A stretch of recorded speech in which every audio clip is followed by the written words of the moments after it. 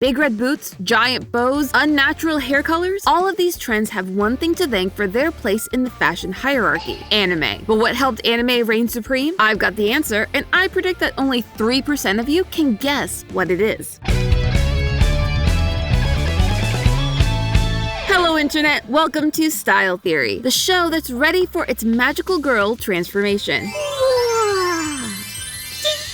You see, while everyone else was drooling over that unrealistically delicious-looking food that you find in anime, us style theorists were dreaming of one thing: the fits. From the hair to the makeup to the iconic outfits, anime is a never-ending supply of style inspiration. Listen, you don't know how long I've been waiting to cover this, chat. The anime to fashion pipeline is a wild one, and one that most people don't realize exists. I get it. The idea of anime and fashion going hand in hand may seem a little bit ridiculous to anyone outside of the fandom space, but it's here, it's real, and even if you've never seen an anime, you haven't escaped its massive reach. So how has anime managed to take root in so much of our fashion culture? Editors, hand me that Naruto headband and find me yours red sweater dress, because it is time to embrace my inner anime protagonist as we dive into what has brought anime to the forefront of fashion. To do that, we need to take a look at where the two worlds first started to collide. Before fashion started to take a page from manga was taking its cue from the runways. In the 90s, up-and-coming manga artist Naoko Takeuchi started working on a story about teenage girls who transform into butt-kicking warriors from space. Yes, we are talking about Sailor Moon. We stan the queen of magical girls. While most of us think of the iconic Sailor Scout uniforms, the real revolutionary moment were the outfits the scouts wore outside of their battle attire. Takeuchi was a huge fan of fashion, and so were her characters. She wanted them to feel like ordinary girls you could see walking down the streets of Tokyo at the time, ones with their own personality and sense of style. In every episode of the show, when they weren't fighting the forces of evil, the Sailor Scouts were donning some new threads that were positively peak 90s. Bright, colorful pastels, overalls, and denim for days. But Sailor Moon didn't just gather the inspiration from the everyday wardrobes of the youth culture at the time, they were also into some haute couture. Princess Serenity's iconic white dress walks straight off Dior's 1992 spring-summer runway, taking inspiration from the Palladium gown. I mean, just look at it. The floor length, the puff sleeves, the bodice featuring gold embroidery. The reference was clear, and that was only the beginning. Takeuchi, also a huge fan of French designer Thierry Mugler, used him as inspiration for many notable pieces throughout the series. There's Sailor Saturn's black turtleneck that comes from Mugler's 1992 fall-winter collection. That same collection also inspired an outfit for Koen of the Evil Spectre sisters. Queen Beryl took notes from Mugler's 1992 spring-summer collection, featuring this little number with its trumpet-style dress and a crescent moon-shaped neckline. Iconic. Takeuchi would go on to reference many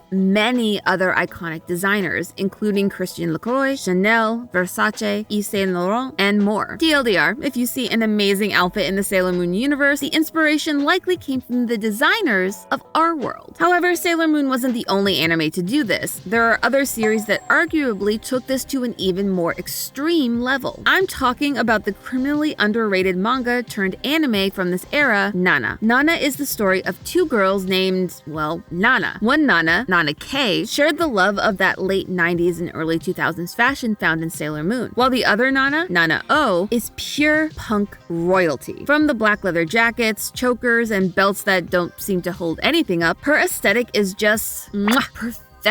Though I might be a little biased. Nana O's iconic look comes directly from her love of real-life 70s British punk band, the Sex Pistols. Now, it's no exaggeration to say that the Sex Pistols were a key player in the rise of the punk movement, influencing not just people's taste in music, but their styles as well. The success of the Sex Pistols took this niche London subculture and made it mainstream. Of course, the Sex Pistols didn't invent the idea of punk fashion, but their music allowed for the talented work of British fashion designers like Malcolm McLaren and Vivienne Westwood to go international. Aizawa, the creator of Nana, was in love with Westwood's work, and that in turn inspired her art. Much like the creator of Sailor Moon, Yazawa wasn't content with suiting her characters up in one outfit for volume after volume. She wanted her tough-as-nails punk rocker to feel like the punk rockers she idolized. You can clearly see Westwood's influence in many parts of Nana O's wardrobe, including the plaid suit jacket with large shoulder pads, pads, her signature rocking horse platform shoes, her armor ring, and my personal favorite, the heart suit. Can I just steal all of this, please?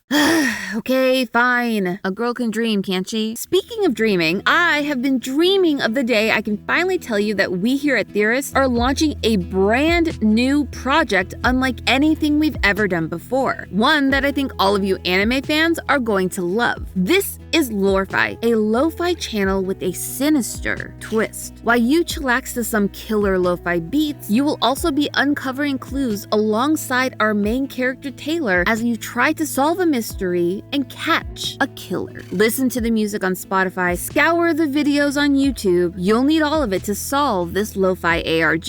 Are you up to the challenge? You can get started by clicking the links in our description. Now, back to our previously scheduled anime programming. While we now know how anime took its inspiration from the world of fashion, it's now time to turn the tables. As anime took more of a hold in pop culture, you saw fashion trends start to take their cue from the anime it once influenced. The biggest place you can see it? Streetwear. The one most people are probably familiar with is the Harajuku style of Japan. This umbrella term covers a variety of subcultures. One is the kawaii aesthetic, heavily inspired by the art found in many shoujo anime, which is usually very colorful and feminine. You'll find these looks include a lot of ruffles, bows, and anything that feels very cute. The silhouettes here are usually soft and flowing, much like the ones found in series like Sailor Moon, Fruits Basket, or Cardcaptor Sakura. Others take more of a hard edge, leaning into the darker styles of Tokyo Ghoul and Ghost in the Shell. Think masks, high collars, and lots of black. These aesthetics rely on clothing items made to resemble the more extreme fashion found in anime. It basically lets you become your own OC. However, you don't need specialty items to make you feel like you just stepped out of a manga. You can do it from your own closet right now. All over social media, you can find people creating outfits inspired by their favorite anime characters. And I'm not talking about cosplay here. These are creative, fun, wearable outfits that pay homage to the animes that inspired them. It's a trend that takes a page from another famous fandom, Disney. If you've been on the internet at all over the last 10 years, you've likely stumbled across someone posting their Disney-inspired outfit as they prepare for a day at the theme park. This outfit usually uses color blocking, patterns, and iconic iconography to give a nod to a Disney character. It's a phenomenon called Disney bounding. Disney bounding was born out of fans wanting to dress like their favorite characters while walking around the Disney parks, which was and still is against park rules. Disney banned adults from dressing as characters in their theme parks as a means of protecting young children who would not be able to tell the difference between an official character performer and a random guest. So fans got creative, and the market for clothes that hint at a favorite character boomed. And while this concept wasn't new, the idea of bounding as your favorite character took hold in many other types of fandom, including anime. It's a trend that's only growing and gaining traction both in what people wear and how they style themselves. You can see it in the rise of popularity of unnaturally dyed hair colors, hair that mimic the bold, eye-catching styles like ones worn in shows like Sailor Moon and My Hero Academia, makeup that's meant to accentuate your eyes like using white or peach liner in your waterline, or clumping your lashes together to mimic those anime lashes you see on screen. It all got its start in anime, and it's now the cool thing to do. You even have big names like Megan Thee Stallion making her love of anime a part of her brand. She's known for putting together head-to-toe looks that call back to her love of certain characters. Heck, her most recent album is all about how much anime has inspired her and her style. It's no longer weird to live out your anime fantasy through how you present yourself. Man, I wish this had been the case when I was in elementary school and I spent a whole year wearing only striped shirts and puffer vests because I wanted so badly to be Android 18. Yet despite all of this, we still haven't found the key to anime's foothold in the fashion world. There's one place where both of these worlds truly come together. The thing that cemented anime as part of our everyday wear. Merch. The well of anime merchandise runs deep. You can find plushies, keychains, homeware, cookware, you get the idea. Now, if we are going to go into the deep well of anime merchandising, we have to start with the big one, Pokémon. Back when anime was first making its way west, Pokémon was an unstoppable force. You couldn't go anywhere without seeing cards, toys, or yes, a pair apparel. From hats to socks, backpacks to t-shirts, it was hard to step out of your house without seeing one of these with a Pikachu just slapped on it. It was called Pokemania, and it was profitable. In the early 90s, Pokémon was reportedly making more money than the top 5 Hollywood studios of the time. That level of success opened the floodgates for more and more animes to follow suit. Though while the merch was plentiful, it wasn't always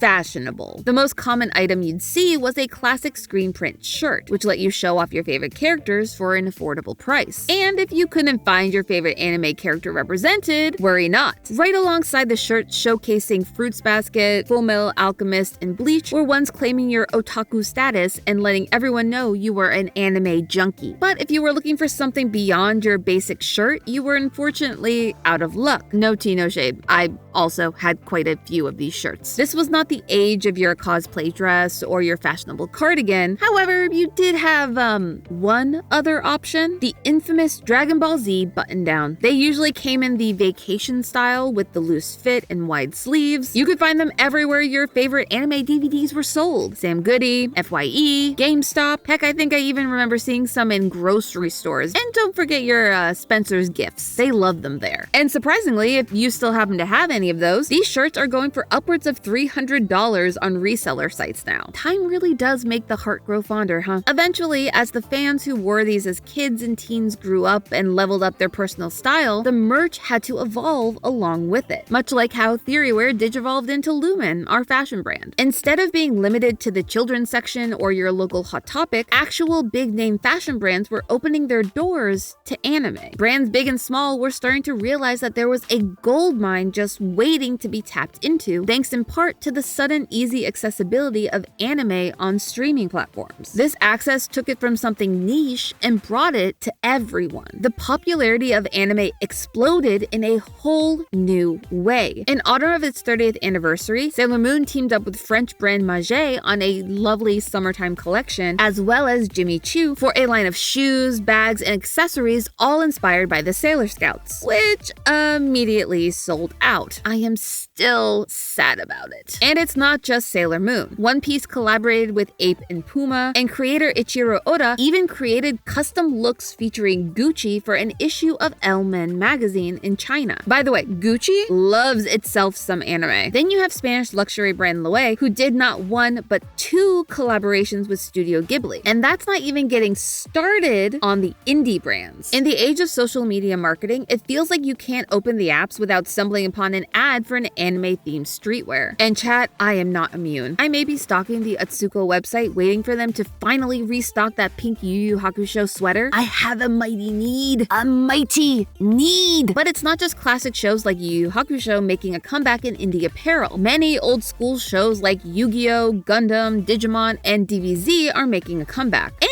it's not just on clothes. Makeup companies are also jumping on this bandwagon, collaborating with the likes of Pokémon, Sailor Moon, and Naruto. Man, it's like all the shows from my childhood are here and cool again. And suddenly I have a wealth of things for all the stuff I grew up with. What gives? Well, I can tell you who to thank for that. The fans. We are in a golden age of anime appreciation. While Japan's known the power of anime for decades, it took a little while for the rest of the world to catch up. But to understand why it's popular now, we have to go back to where the crossover started, in the late 90s and early 2000s. Back then, anime was still considered to be and marketed as for kids. It played every Saturday morning on things like Kids WB and Fox Kids. And when you got home from school, Tom was waiting for you. No, not that Tom. Toonami Tom. Armed with new episodes of DBZ, Sailor Moon, Tenchi, Gundam, and so many more. Those kids who grew up watching these shows never lost their love of them. In fact, that love only grew, just like they did. As these kids became adults and found careers, some of them found their way into the world of fashion and were able to combine their two loves into this wide range of options that you see today, whether that's through IP collaborations or just pure inspiration. Just like the creators of Nana and Sailor Moon once used popular fashion trends to inspire their art, they are now the inspiration for this new generation. I mean, we all remember the big red boots from Mischief that were inspired by Astro Boy, right? Those could only happen because those people grew up with a love of that anime. And the ones that didn't go into fashion now have the adult money to spend on the stuff being created by their peers. And I think we'll only get more of this in the future, because when it comes down to it, fashion, just like any other capitalist enterprise, is a business. If people want to spend their money to be able to feel like their favorite anime characters, the fashion labels will listen. I, for one, can't wait to see what inspires the next big wave of designers and fashion lovers alike. With new titles like Spy X Family collaborating with Dior, who knows, maybe we're on the verge of a new wave of assassin chic apparel coming to a closet near you. So now that you are armed with all of this knowledge of what came before, it's time to go out and dress like the anime protagonist you have always wanted to be. Just like me and my girl, Megan Thee Stallion. And if she says that anime is here to stay and slay, who are we to argue? But hey, that's just a theory. A style theory. Keep looking sharp.